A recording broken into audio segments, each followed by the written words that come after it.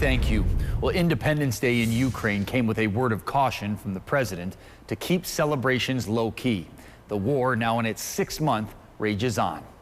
And tonight we have an exclusive opportunity to better understand the full picture from a local Southeast Wisconsin police chaplain.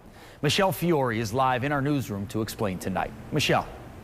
Jessup, Greg Young's been with Germantown police for years, but he also travels the world training other chaplains. He just returned from Ukraine. His biggest takeaway, that Ukrainians still need our support. What was it like?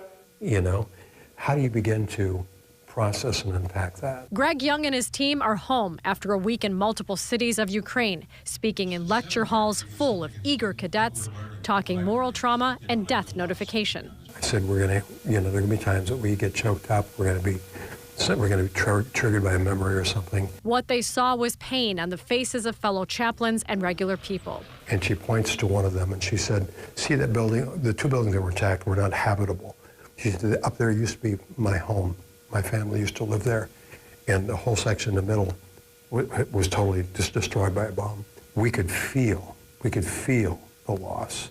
We could feel the heartache. We could hear in our minds and hearts the heartbreak and all the horrible things that happened there. Young's team flew into Warsaw, then took a nearly 10-hour drive to their first stop across the border.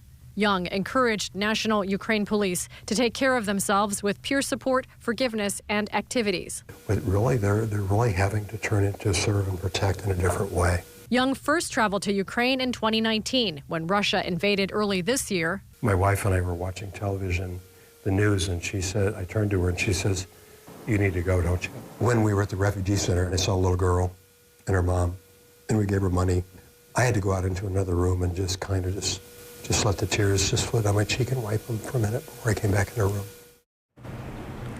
Ukraine has held its independence for 31 years. On Flag Day this week, Young says people were out in the streets holding up their blue and yellow, blue for the sky and yellow for the sunflower fields.